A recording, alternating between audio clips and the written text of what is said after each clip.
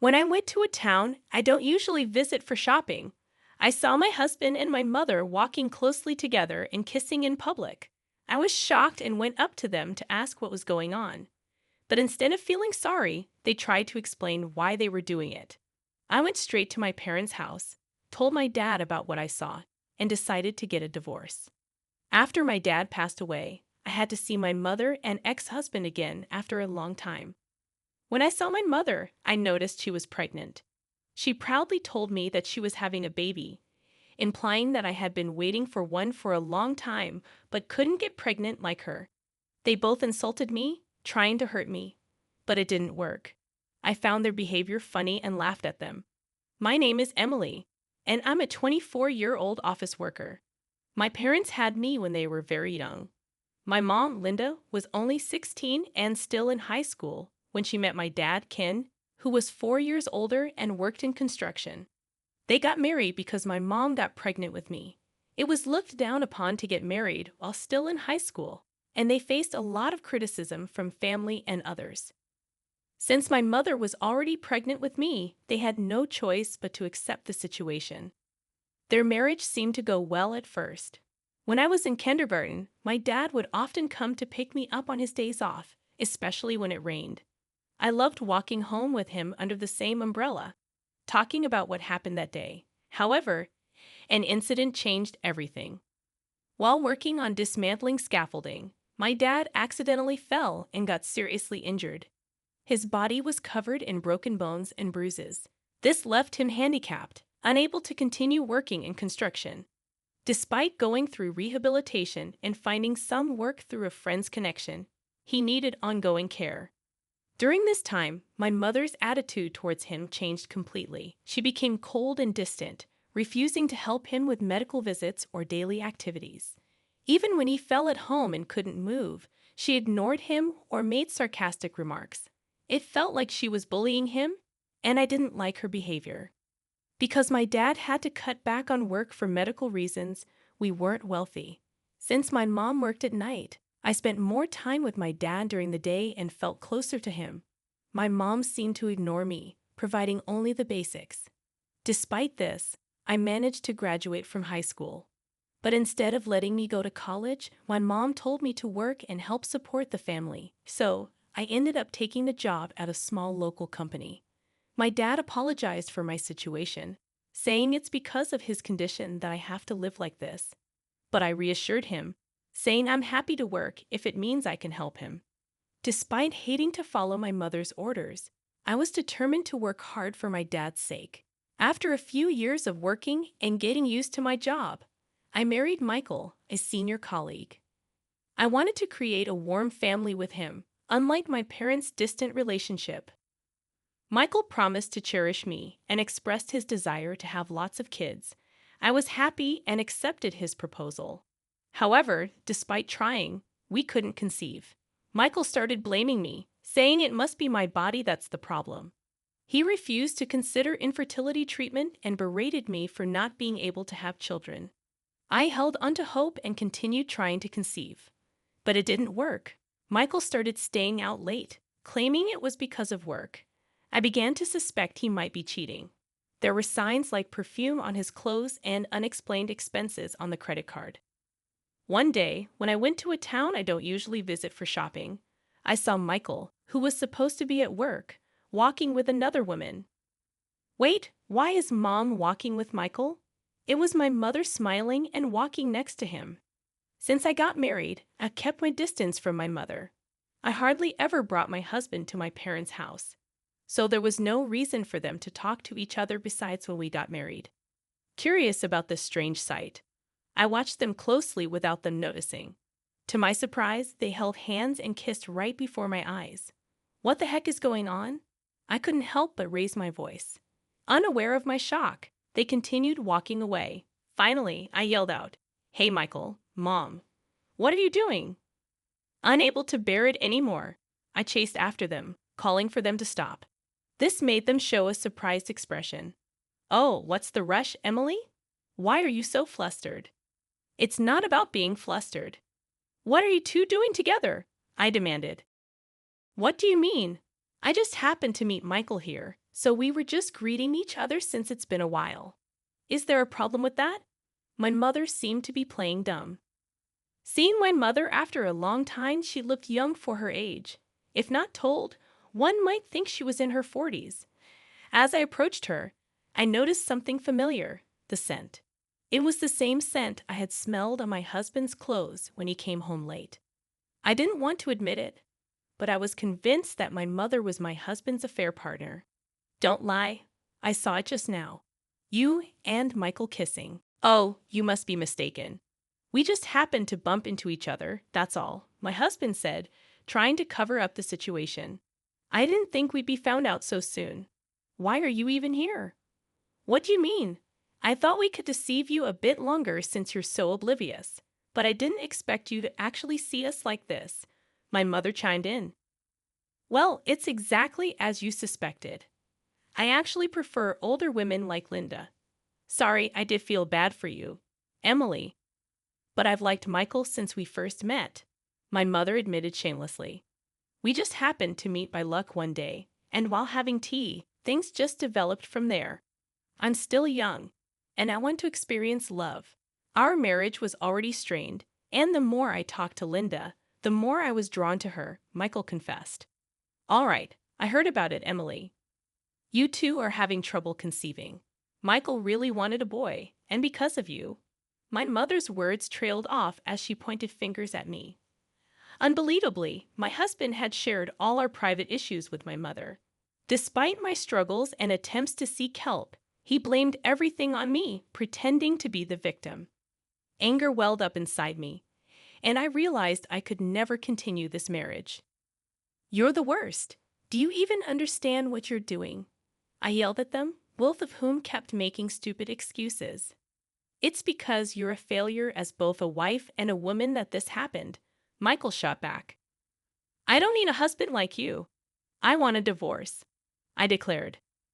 Honestly, I've been tired of you for a long time, always making excuses and unable to have kids. It'll be a relief to be rid of a useless, good-for-nothing wife like you, Michael spat. Despite claiming to feel bad, my mother's apology was insincere. But then I threatened to tell Dad about the affair, and her demeanor changed. There's no evidence of our affair anyway. It's your and Michael's business if you divorce, but I'll divorce when I feel like it. Let's go, Michael, my mother said, urging him to leave. Despite their obvious affair, my mother didn't seem to want to divorce my father immediately, unlike Michael. I went straight to my parents' house and told my father everything. So, I've put up with that woman for years. I never expected her to be this terrible to her own daughter. My father expressed his disappointment with a bitter look. Michael and I will get a divorce. I can't stay married after what happened. What will you do about Mom? I asked. Don't worry, I have a plan. I won't let them have their way, my father assured me. Later, Michael sent a completed divorce form, which I signed, finalizing our divorce. My mother hadn't returned home since then, apparently eloping with Michael.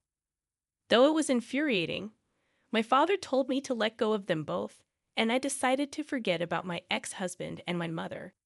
After moving out of the apartment I shared with Michael, I returned to my parents' house. My father had become quite capable of taking care of himself, ironically thanks to my mother's lack of assistance. It's unfortunate things turned out this way, but I'm happy to be living with you again, Emily. Thank you for coming back, my father said, as we spent a brief period of peace together. But that life didn't last long.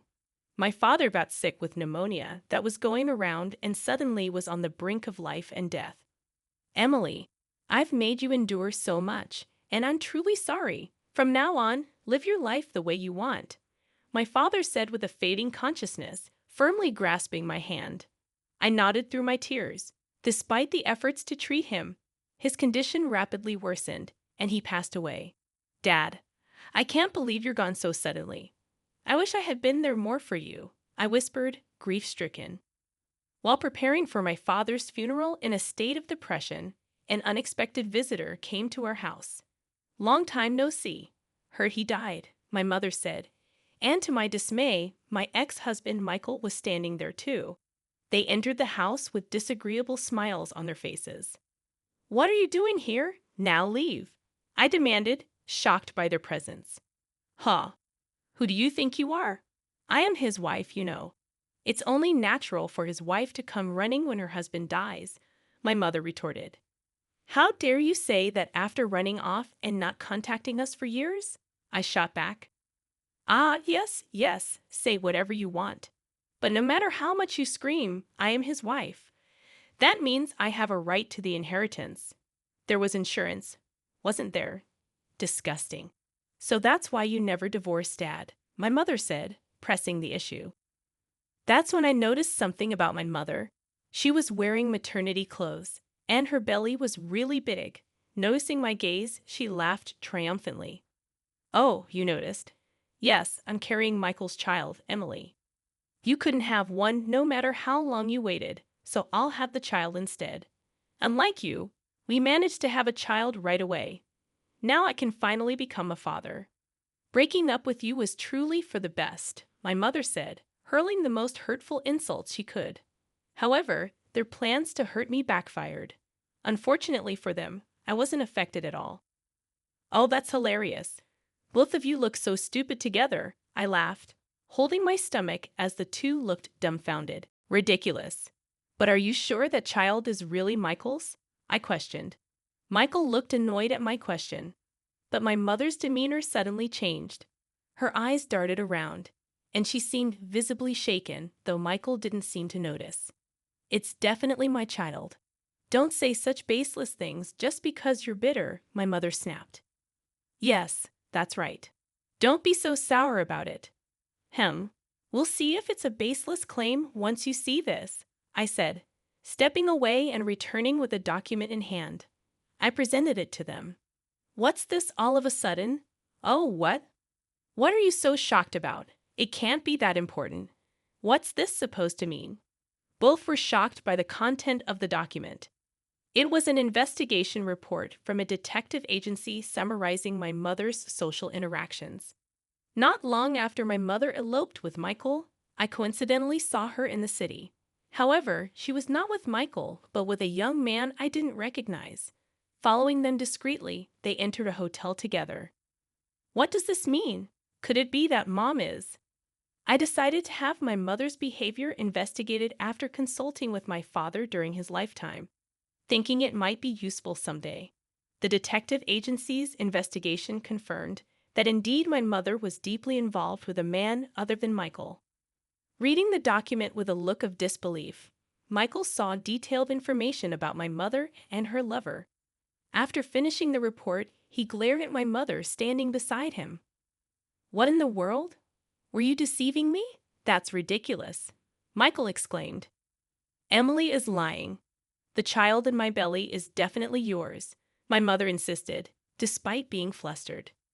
"Who do you believe, Emily or me?" my mother asked, trying to persuade Michael. "That makes sense. Accusing your own mother just because you couldn't have children." "What a terrible woman," Michael said, persuaded by my mother and seeming to regain his composure.